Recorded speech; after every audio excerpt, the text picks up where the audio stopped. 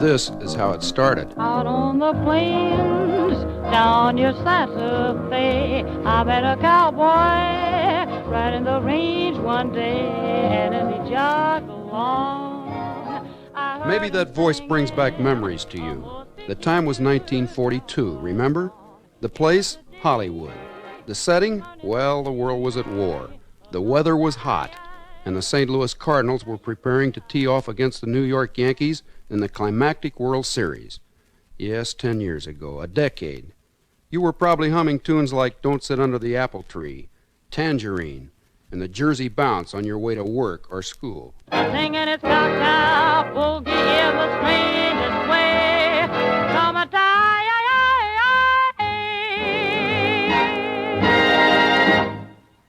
Ella Mae Moore's Freddie Slikes music and the Cow Cow Boogie. That did it. That's the combination that launched a big new thing.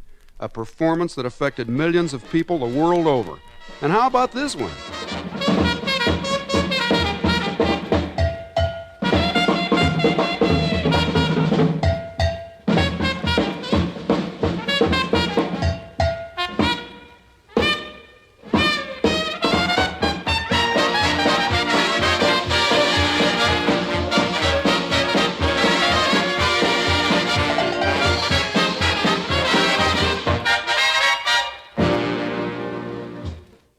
That rings a bell, too, Of course, it's the Elks Parade, and it rang the bell to fame and fortune for young Bobby Sherwood, whose struggling young band produced it.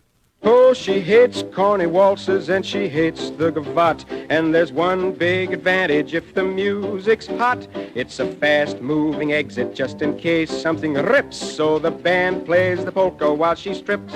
Hey, the strip polka with Johnny Mercer. It's the best in the West. Take it off, take it off, take it off. You can yell like the rest. Take her out when it's over. She's a peach when she's dressed. But she stops, and always just in time, time. Queenie, queen of them all. Queenie, someday you fall. Someday church bells will chime. Clang, clang. In strip polka time, church bells will chime. In strip polka time. And there you have 3 records, all released on the same day by the same company in that same August of 1942. And thus was born Capitol Records. Maybe just a week or so ago you read that article in a national news magazine in which Capitol's president, Glenn E. Wallichs, was directly quoted about Capitol's start.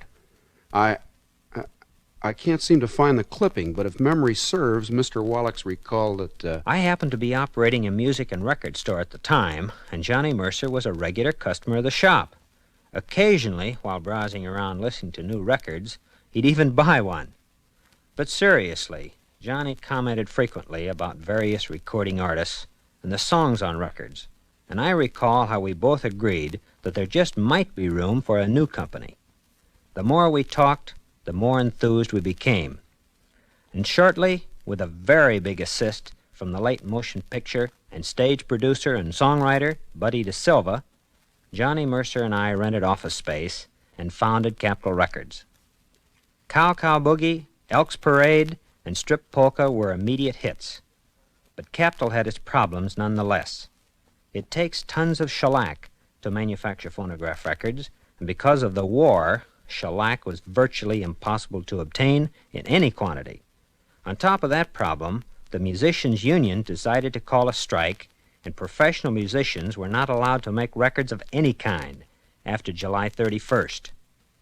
The next year, 1943, was a tough one for Mercer, DeSylva, and Wallichs, and the tiny group of Capitol people who were fighting to keep the young company alive. But somehow, Capitol not only survived, but began to prosper in a big way, especially after the union ended its strike late in 1943.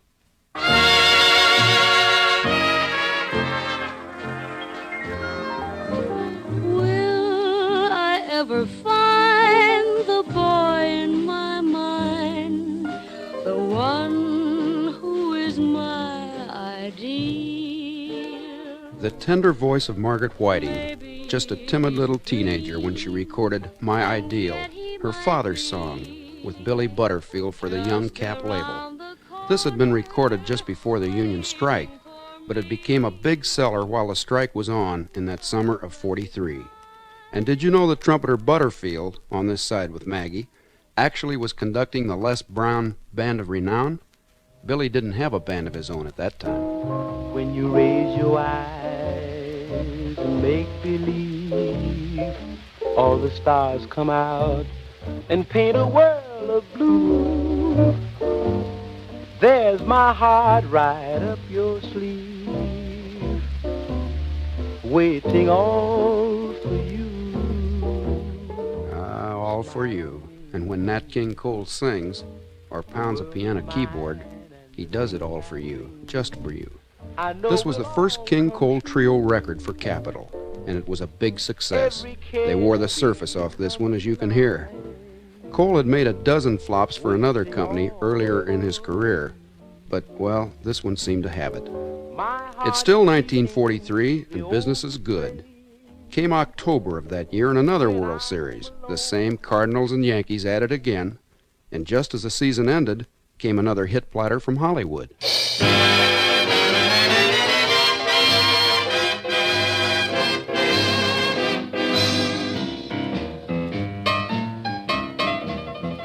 This is the G.I. Jive, man alive. It starts with the bugler blowing reveille over your bed when you arrive. Jack, that's the G.I. Jive. Roodle-de-toot, jump in your suit, make a salute. Voot. Voot, that Mercer man again, and this one he composed himself. He got the idea, he says, while waiting for a traffic light to turn green. Well, that's what the man said. G.I. Jive was a smash. The world was G.I. conscious, and it marked the first hit Capitol disc after America's musicians resumed recording following their strike of more than a year. Let's have a bit more of this man Mercer, this songwriting, singing co-founder of Capitol Records, with Paul Weston's music backstopping Johnny's barbecued baritone. Seems you're right back digging that G.I. Jive. Along about this time, a whole batch of up-and-coming young artists were signed for recording sessions. Joe Stafford, the Pied Pipers, Julia Lee, Eddie Miller, Benny Carter, and a big, tall piano player who smacked a four-bagger his first time up. Listen.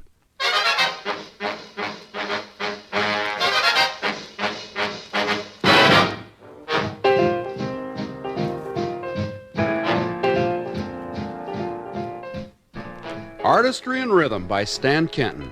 You'll remember his own Eager Beaver Click. It came out in June of 1944, and within just a few weeks, it had boosted Kenton to a ledge in the orchestra field as high as the spot that Glenn Miller, Harry James, Artie Shaw, the Dorseys, and Benny Goodman had occupied before him. A break? Luck? Well, while Eager Beaver was riding high, and GIs and Navy men were singing the riff all over the world that summer, Kenton came out with still another bell ringer, with the help of vocalist Anita O'Day.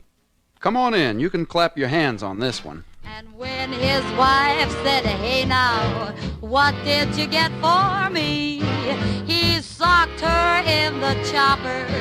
Such a sweet, sweet guy was he. And her tears flowed like wine. Yes, her tears flowed like wine. Well, over on the big Paramount lot in Hollywood, an uninhibited little blonde who had deserted the Vincent Lopez Orchestra not long before was tabbed by Buddy DeSylva and other picture executives as a coming star. Her name was Betty Hutton, and she grabbed herself a big, big hit record doing a routine precisely like this. Tell the duck to stick to his practice. Tell the lawyer to settle his case. Send the Indian chief. And it's Tommy Hawk. Back to Little Rain and up. Doctor, Lawyer, Indian Chief, a rousing sleeper novelty which just kept selling, not like hotcakes, but like the best-selling record that it really was.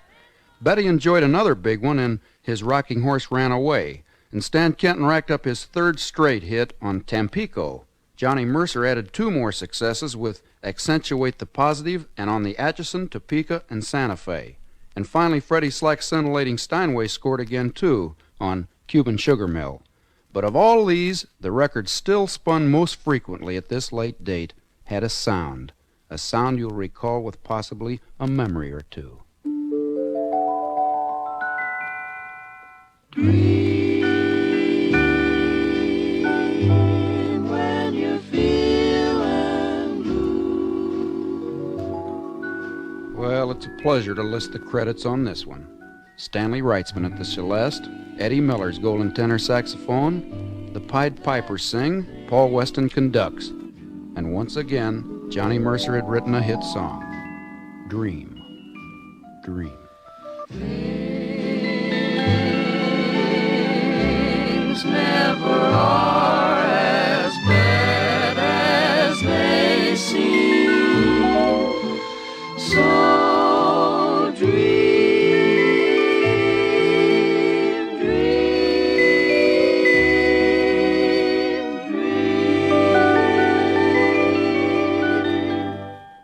Or maybe you prefer to remember composer Mercer singing with these same Pied Pipers, Junie Hutton, and Weston's music as they did when they made their first capital hit of 1946.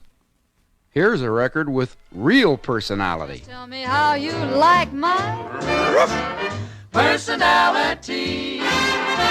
Baby, you've got the cutest Personality. Few were surprised when the King Cole Trio bobbed up with a bestseller in For Sentimental Reasons, and Ella Mae Morse and Freddie Slack kept pace too with their atmospheric House of Blue Lights Boogie Woogie entry. But this memorable waxing not only came out of left field, it wasn't even in uniform. Chestnuts roasting on an open fire, Jack Frost nipping at your nose. Nat Cole had never before recorded with a full-size string section, nor had he ever attempted a seasonal tune like the Christmas song. But it proved a safe gamble for Cole, and the record, that frosty fall season of 1946 when the St. Louis Cardinals again were baseball champions of the world after lambasting the Boston Red Sox, opened entirely new and exciting horizons for Nat and his warm, expressive baritone voice. Listen again, more carefully now, for this was a 10-strike for Cole and for Capitol, as the alert and growing West Coast firm rounded out its 5th year of operation and became permanently established among the big four of the recording industry. And so I'm offering this simple phrase to kids from 1 to 92. Although it's been said many times, many ways, Merry Christmas to you.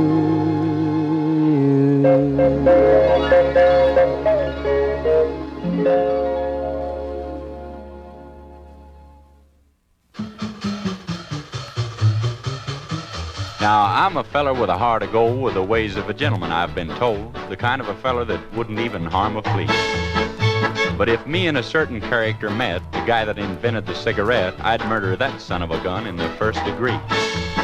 Ah, smoke that cigarette. Tex Williams puffed this one up and hit the million mark in sales in midsummer of 1947. That's Williams, of course, who's doing the singing. And mentioning singing, remember Red Ingle and Cinderella Stump? Too bored to be kissed, I couldn't resist, 'cause you was temptation, and I was yours. Here's my heart, take it away. Yes, take it away and say that we will never, never, never part. I'm just a slave, just a bad burned slave. I'm a-going with you, 'cause you're temptation. Hot cinder. Haha, Joe Stafford of the bell-like tones and the pitch-pipe music gear had the laugh of her life making this vocal with Ingle's zany natural 7. And the world laughed with and at Joe and Red to the tune of 1,000,000 platters. Maybe it was rhythm that they wanted that summer of 47. I met a guy while walking down the street. I met a guy while walking down the street. He looked at me, I looked at him. He took my hand, he held my hand. He's a real gone guy and I love him, dee-da-doo. Yeah, Nellie Lutcher was just different enough, as all top recording artists must be, to click with her first sides for Capitol. She was signed to a contract after broadcasting over a small West Coast radio station for free in a March of Dimes charity affair. And that same summer, Capitol emerged as a leader within the industry in albums for children, with Alan Livingston's irresistible creation, Bozo the Clown, leading the Moppets' hit parade. And so, with another strike of musicians becoming effective on the last day of 1947, the new year was greeted with a Latin-flavored jingle waxed by pert Peggy Lee and Dave Barber's band shortly before the strike. Peggy and Dave composed this one themselves. Got your maracas? Mañana, mañana, mañana is soon enough for me. My mother's always working, she's working very hard. But every time she looks for me, I'm sleeping in the yard. My mother thinks I'm lazy, and maybe she is right. Of course, mañana. And with a combined Swedish and Mexican accent, it was Peggy Lee's all-time, all-bestseller. They said back in '48 that it was rhythm that made the hits.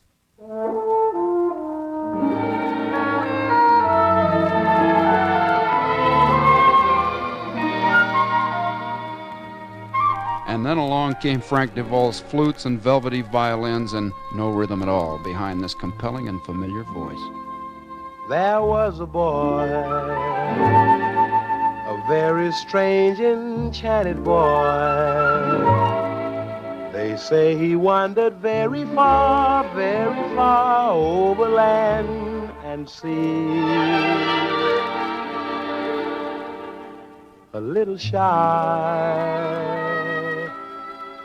and sad of eye, but very wise was he. Nat Cole, his subtle way of making a subtle lyric plain and understandable and meaningful. Well, the experts decided, now that Nature Boy is a hit with its tender philosophy and its absence of primitive 4/4 beat, the next record will follow the trend. And sure enough, almost on top of the gentle, compassionate Nature Boy came another and even bigger hit on the Capitol label. Your attention, please. Extreme concentration may be required to fully appreciate the mood expressed by this next gifted conductor, who learned much of his aesthetic skill as a student at the Cincinnati Conservatory of Music.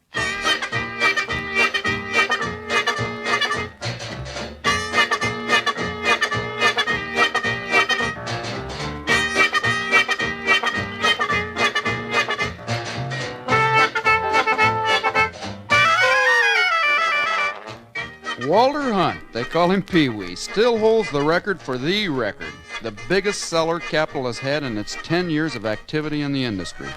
And Hunt actually did study music at the Cincinnati Conservatory. 12th Street Rag had been a hit before, but never like this. By that tree in the meadow, my thoughts always lie, and wherever you go, you always know I love you till I die.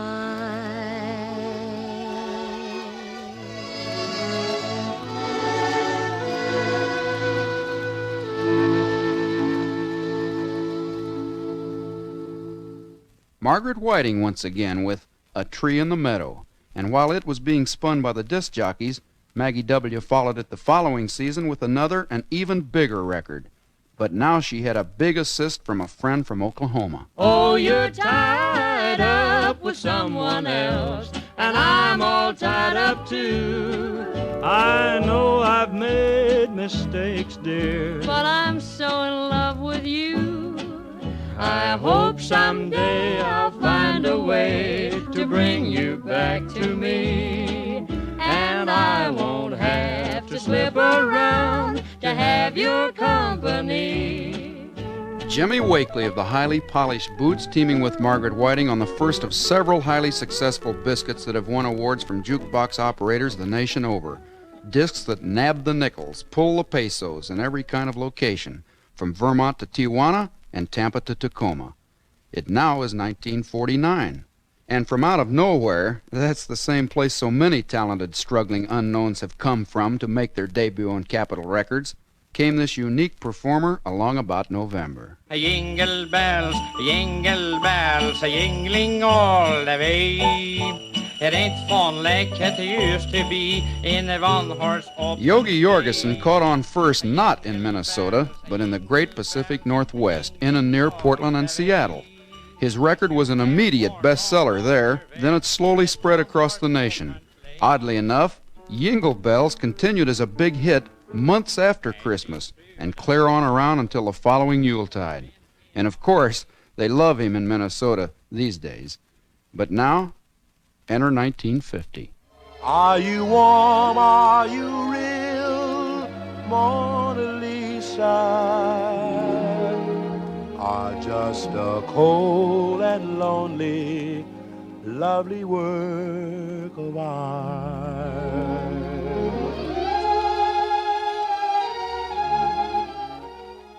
Whatever your taste in music may be, whatever your preference in songs and in singers, here is a performance which must live in years to come.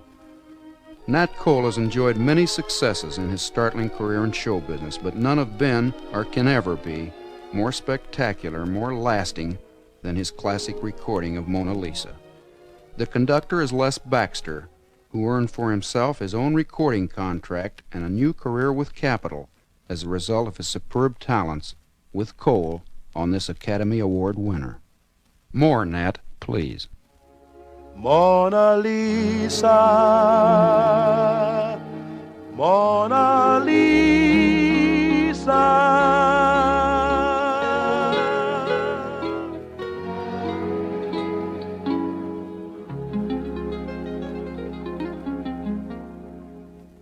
K-Star and Tennessee Ernie had both enjoyed some pretty big records before they got together for a duet in a recording studio with I'll Never Be Free. Just like a chain bound to my heart, your love remains when we're apart. Each kiss I gave to you Made me a slave to you, and so I'll never be free. I'll never be free.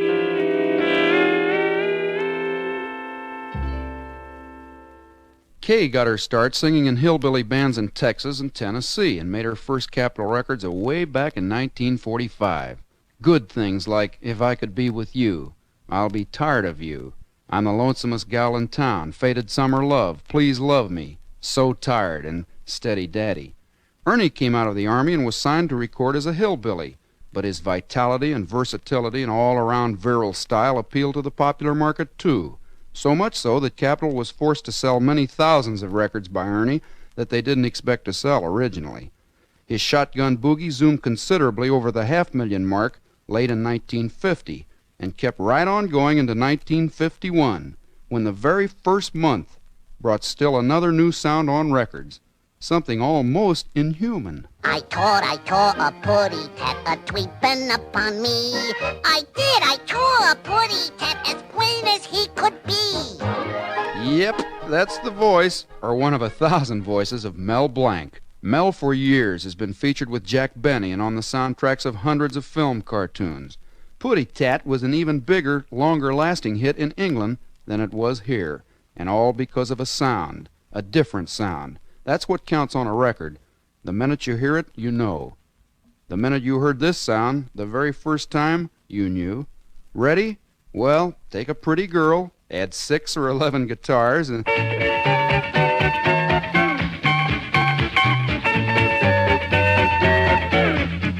Somewhere there's music, I'll paint the tune. As I was saying, take a pretty girl, add a few thousand guitars, and you won't even come near achieving the sounds that Les Paul and Mary Ford get. They've got all the tricks down pat, and a lot of them, we can promise, have never yet been recorded. Les has played guitar with Waring's Pennsylvanians. He has been featured on the radio as Rhubarb Red, a hillbilly musician, and he and his wife Mary carry around a big bag full of secrets that ensures nothing but bestsellers. You've heard this next bestseller 1,000 times since it was released in March of 1951. But, as with almost everything Nat Cole records, you'll never find yourself tiring of hearing Too Young. We were not too young at all.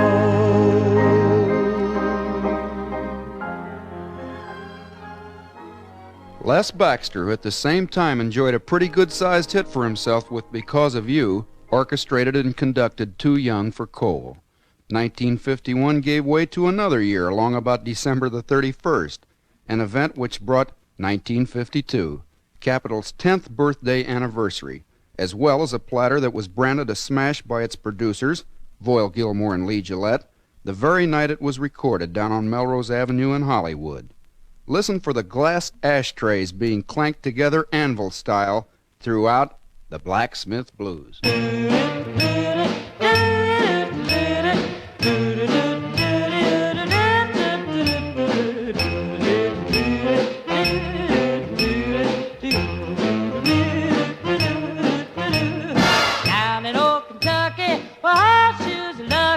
There's a village smith is standing under the chestnut tree.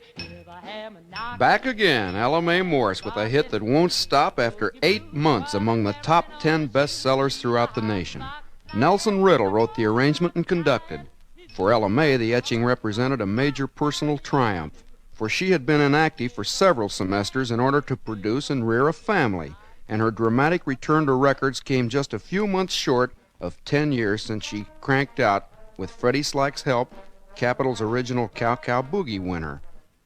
1952 is far from ended, but it won't be easy to top Blacksmith Blues in another current click, arranged and conducted by Harold Mooney, and featuring the familiar jazz-steep pipes of K-Star. While the wheel is spinning, spinning, spinning, I'll not dream of winning fortune or fame. While the wheel is... It's Kay's year, all right. After knocking at the door a dozen times, the Oklahoma-born brunette's own wheel of fortune revolved crazily down through the years, then stopped in 52, and right on the right number. Kay's Lament and Fool, Fool, Fool will also likely perch atop the year's best-selling list, too, as Capitol, with a full decade of excitement under its belt, gears for another 10 years with the strongest lineup of artists the company has ever assembled. Will there be another Wheel of Fortune, another Cow Cow Boogie early in the next decade, or late, or never? That's a question that probably no one man can answer, but... I'm sure that's true, but let Capitol's president and #1 fan hazard a guess about the next 10 years and try to express, in behalf of a grateful Capitol organization, our company's sincere thanks to the people, the millions of friends who have helped make our little record label of 1942 become the big label of 1952. Capitol will offer an even better product in the future to suit every record buyer's personal requirements on single records and in albums in the popular and the classical fields alike. To you who buy records, to you dealers who sell them, to the radio jockeys, the reviewers, the coin machine men, count on Capitol. And thank you for the nicest birthday party we've ever had. Bring on the next 10 years.